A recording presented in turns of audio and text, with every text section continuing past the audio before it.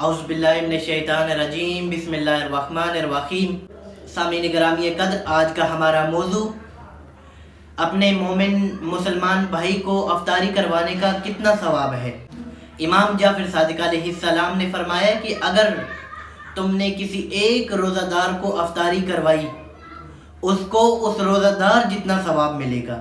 امام موسیٰ کاظم علیہ السلام نے فرمایا کہ اپنے بھائی کو افطاری کروانا تمہارا روزہ رکھنے سے افضل ہے۔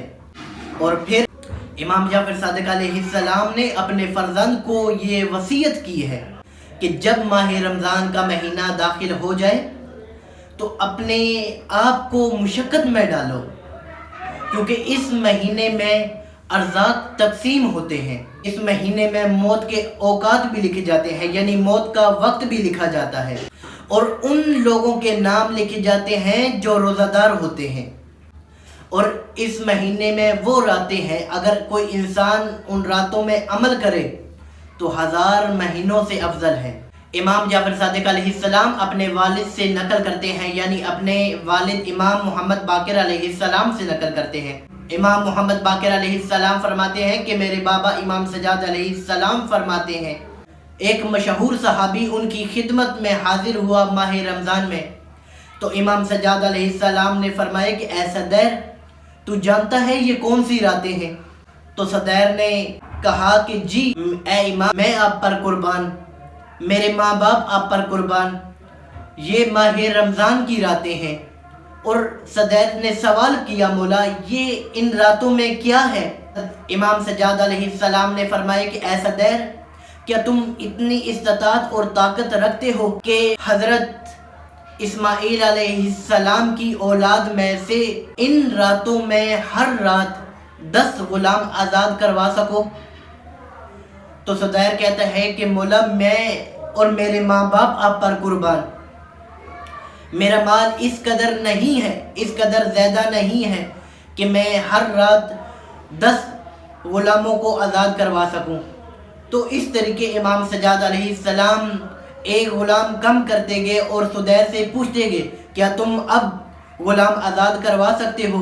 صدر کہتا گیا، مولا میرا مال اس قدر زیادہ نہیں ہے کہ میں آزاد کروا سکوں۔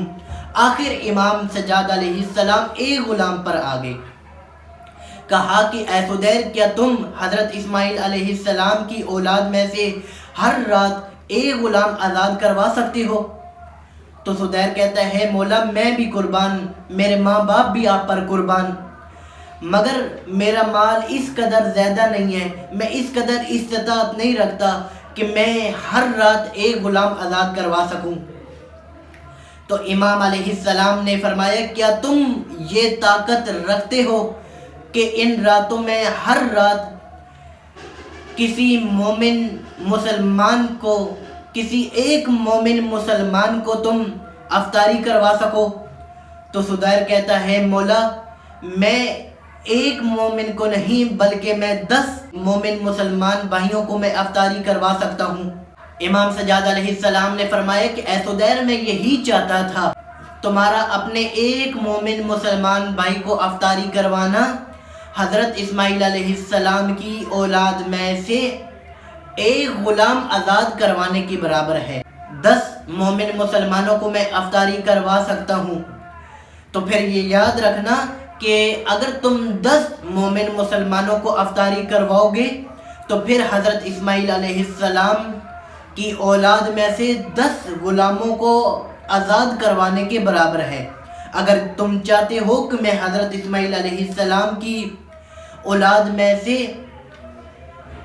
ہر رات ایک غلام آزاد کرواؤں تو پھر اپنے گھر، اپنے مال میں سے تم ایک مومن مسلمان کو افطاری کرواؤ۔